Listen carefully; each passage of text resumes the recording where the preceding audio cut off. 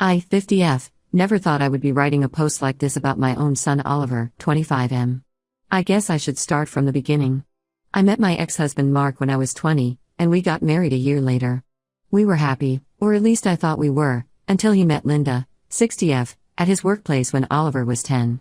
Within 6 months, my marriage fell apart and Mark left us for Linda, who was already well established in her career and came from a wealthy family. The divorce was brutal. Mark promised he would always be there for Oliver, but his visits became less frequent as he built his new life with Linda. He would miss Oliver's school events, claiming he was too busy with work. The truth was he was taking luxury vacations with Linda, we would find out through social media posts. The child support checks were always late, and when Oliver turned 18, they stopped completely. I worked 2 jobs to keep us afloat, waitressing during the day and cleaning offices at night. We moved from our nice house to a tiny 2-bedroom apartment in a not-so-great area. Oliver had to change schools, leave his friends behind, and learn to live with less. But we made it work. I made sure he never went hungry, always had clean clothes, and got the education he needed. I skipped meals sometimes, wore the same clothes for years, but made sure Oliver had everything he needed for school. Linda tried to play stepmom in the beginning. She would buy Oliver expensive gifts that we couldn't afford, take him shopping when he visited their house, and try to bond with him. But Oliver saw through it. He told me once that every time he went to their house, Linda would make subtle comments about how much better his life could be if he lived with them. Oliver always chose to stay with me, which made Mark angry. When Oliver turned 18, Mark gave him an ultimatum: either accept Linda as his stepmom and be part of their family, or be cut off completely. Oliver chose to distance himself from both of them. Mark followed through with his threat and removed Oliver from his will. At the time, Oliver said he didn't care about the money, he just couldn't forgive them for what they did to me. Last year, Mark died suddenly from a heart attack. Oliver didn't even attend the funeral. Linda inherited everything: their mansion, Mark's successful construction business, all their properties and savings. She tried reaching out to Oliver after Mark's death, but he ignored her calls. I was proud of him for standing his ground. Life was going okay until 3 months ago when I needed knee surgery. The doctor said it was years of working on my feet that caused the damage. Oliver was amazing during this time. He took time off work to help me after the surgery, did all the household chores, and even learned to cook some basic meals. We were closer than ever, or so I thought. Then last month, everything changed. I was still recovering, barely able to walk without help, when Oliver dropped the bomb during dinner. He casually mentioned that he was moving in with Linda because she needed someone to take care of her. She has stage 4 pancreatic cancer and, according to him, only has 6 to 8 months to live. I was shocked. This was the same woman he had refused to acknowledge for years, the woman he blamed for breaking up our family. When I asked him about this sudden change of heart, he got defensive. He said Linda was all alone since Mark died and needed help. I reminded him that Linda has a sister, Jane, who lives just an hour away and has always been close to her. Oliver dismissed this, saying Jane was too busy with her own family to care for Linda. What hurt me most was his timing. He knew I was still struggling with basic tasks after my surgery. I couldn't even get to the bathroom without help some days.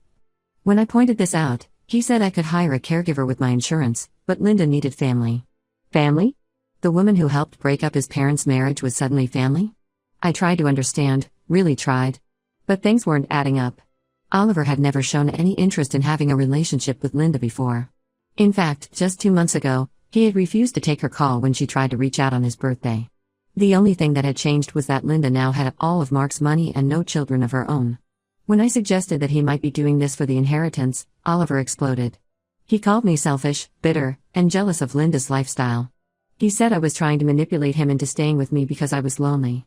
His words cut deep because he knew how much I had sacrificed for him. While Mark and Linda lived in their mansion and took exotic vacations, I was working double shifts to put food on our table. Over the next few weeks, Oliver completely moved out. He took all his things and even the TV we had bought together for the living room. He said since he paid more towards it, it was his. Never mind that I had been paying for everything else in his life for the past 25 years. He stopped answering my calls regularly.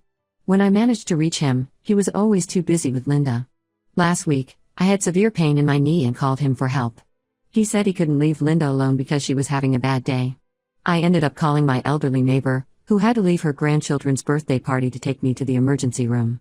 Yesterday, I got a call from Sarah, who works at the law firm handling Linda's estate. She's an old friend from my waitressing days. She told me that Oliver had been bringing Linda to the office frequently, pressuring her to revise her will. Apparently, He had been suggesting that since he was giving up his life to care for her, he deserved to be compensated in her will. I felt sick to my stomach. This wasn't the son I raised. My Oliver would never take advantage of a dying woman. But the evidence was right there. He had abandoned me when I needed him most to cozy up to his wealthy, dying stepmom. The same woman he had refused to acknowledge for years was suddenly worth his time now that she had millions in inheritance to give. I debated for days about what to do. Finally, I decided to reach out to Linda. I wasn't sure if she would even agree to see me. We hadn't spoken since the divorce. But I had to try. I couldn't let my son turn into someone who would manipulate a dying woman for money. To my surprise, she agreed to meet me. Update 1: These past 2 weeks have been the hardest of my life. After Linda kicked Oliver out that night, he didn't leave quietly. He stood outside the house for hours, alternating between screaming threats and begging for another chance. Linda's neighbors called the police, and watching my son being escorted away by officers broke something inside me. The next morning, Oliver started his harassment campaign. He called me 47 times in one day. When I blocked his number, he used his girlfriend Amy's phone. When I blocked that, he started calling from random numbers. The messages he left were terrible, calling me a bitter old hag, saying I was jealous because Linda had lived the life I couldn't have, accusing me of ruining his chance at a better life. I had to change my number eventually. But then he started showing up at my apartment. The first time, I was alone and terrified. He banged on the door for an hour, screaming that I owed him for all the times he helped me after my surgery. My neighbors called the building security, but by the time they came up, he had left. Amy showed up a few days later. She tried to convince me that I was being unfair to Oliver. She said he was sleeping in his car, hadn't showered in days, and was at risk of losing his job because he kept missing work. She painted him as this tragic figure who just wanted to help his stepmom and was being punished for it. I almost wavered until she mentioned that Linda's mansion would have made a perfect home for her and Oliver after they got married. That's when I realized Amy was just as bad as Oliver. They had planned this together, getting close to Linda, securing the inheritance, and living off her money. I told Amy to leave and never come back. She called me heartless and said Oliver was right about me being jealous of anyone who had a better life. I later learned from my old neighbors that Oliver had indeed been sleeping in his car, but only for 3 days. He parked outside our old apartment building, probably trying to gain sympathy from people who knew us. When that didn't work, he moved in with Amy. So much for being homeless and desperate. Yesterday brought another twist to this nightmare. Linda's sister Jane came to see me. I was surprised because I had only met her once or twice during my marriage to Mark. She arrived with a thick folder of documents and a troubled look on her face. Jane revealed that Oliver's manipulation went deeper than any of us had imagined. He had been sending emails to their extended family, claiming that Linda's cancer medications were affecting her mental state. He suggested that I was taking advantage of her vulnerable condition to turn her against him. Some relatives actually believed him and had been pressuring Jane to intervene. But what really devastated me was what Jane showed me next. She had found emails between Oliver and Mark from last year, just months before Mark died. Apparently, Mark had been trying to reconcile with Oliver. He had reached out multiple times, admitting his mistakes and asking for a chance to make things right. Oliver's responses were cold and calculating. He told Mark that if he wanted a relationship, he needed to sign over part of his business to Oliver first. The emails were heartbreaking to read. Mark had actually offered to pay for Oliver's master's degree, to help him start his own business, anything to rebuild their relationship. But Oliver only wanted guaranteed assets. He told Mark that since he had chosen Linda over him as a child, he now had to pay the price for a second chance. I spent hours reading through those emails, watching my image of my son crumble. All these years, I had defended Oliver when people said he was wrong to cut contact with his father. I had believed he was standing up for me, choosing loyalty to his mother over Mark's money. But the truth was, he had been calculating his move even then. Jane also revealed something that made me physically sick.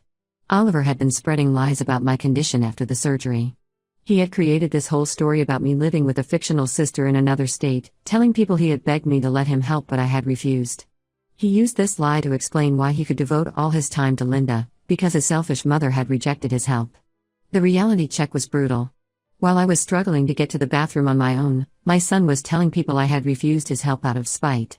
He used my vulnerability to paint himself as the victim, the loving son whose mother pushed him away. The same people who had praised me for raising such a caring son had been fed lies about me being bitter and ungrateful. Linda's health has gotten much worse over the past week.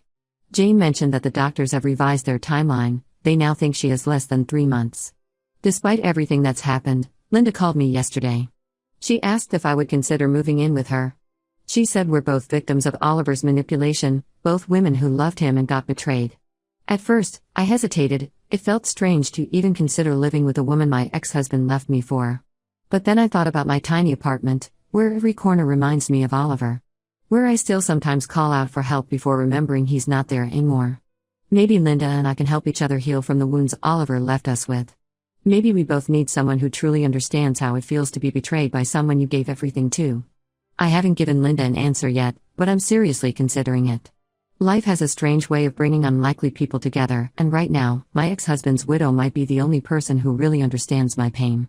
Update 2: Linda passed away last week, much sooner than anyone expected. The last month of her life was nothing like I imagined it would be. After I moved in, we developed an unexpected bond. We spent hours talking about everything: our childhoods, our marriages, our regrets. She told me that her relationship with Mark hadn't been the fairy tale everyone thought it was. He had been controlling with money despite their wealth, always reminding her that it was his business that made them rich. The night before she died, Linda made a full confession. She told me that she had actually tried to end things with Mark when she found out he was married, but he had pursued her relentlessly. He told her I was a cold, uncaring wife who had trapped him with pregnancy. I was angry at first, but then realized Mark had manipulated both of us. Linda cried as she told me how guilty she felt watching me struggle as a single mother while she lived in luxury. Linda's last day was peaceful. We had watched movies together, and she had even managed to eat a little soup. She went to sleep that night asking me to stay in her room. She said she was feeling unusually tired. I sat in the armchair next to her bed, and somewhere during the night, she quietly slipped away. The hospice nurse said it was a blessing that she went so peacefully. I wasn't prepared for what happened next. The very afternoon after Linda died, while Jane and I were still making funeral arrangements, Oliver showed up with a lawyer. He hadn't even waited 24 hours before trying to stake his claim. The lawyer, a sleazy-looking man in an expensive suit, demanded immediate access to Linda's will and all her financial documents. He claimed they needed to ensure everything was in order before the funeral. Jane, thankfully, was prepared. Over the past month, she had documented everything. She had video recordings of Linda clearly stating why she was removing Oliver from her will. There were screenshots of all the manipulative texts Oliver had sent, emails where he pressured Linda about the inheritance, and even security camera footage from the days when he had shown up unannounced, demanding to speak to Linda's lawyer. But the most damning evidence came from Linda's old phone. Jane had found text messages that went back to even before Mark's death. Oliver and Amy had been planning this for over a year. They had actually celebrated when they found out about Linda's cancer diagnosis. There were messages where Oliver calculated how much money he could get, discussing with Amy how they would spend it. They had even planned which rooms in Linda's house they would renovate after she died. The messages revealed something even more disturbing. Oliver had known about Linda's cancer even before Mark's death. He had gotten the information from someone at the hospital where Linda was diagnosed. That's why he hadn't attended Mark's funeral. He was waiting to approach Linda when she was at her most vulnerable, after losing her husband. When Oliver's lawyer saw all the evidence, he actually excused himself and left. That's when Oliver showed his true colors. He started screaming about how we had turned a dying woman against him. He accused me of manipulating Linda just like he had manipulated her. According to him, I had moved in with Linda to secure my own inheritance. He said I was a gold digger who had probably celebrated when Mark died because it gave me a chance to get his money through Linda. The irony of his accusations wasn't lost on me. Everything he accused me of was exactly what he had done. He had celebrated Mark's death, manipulated Linda, and tried to secure an inheritance he didn't deserve. When security finally escorted him out, he was still screaming that I would regret this. Jane told me later that Oliver had already contacted several lawyers before this, but none would take his case after seeing the evidence. He had even tried to claim that Linda's cancer medications had made her mentally unstable when she changed her will, but her doctors had already certified that she was completely lucid until the end. Looking through those old messages was like reading a horror story where my son was the villain. There were texts where he joked about Linda's declining health, messages planning how to isolate her from her family, and detailed discussions about selling her house and artwork after her death.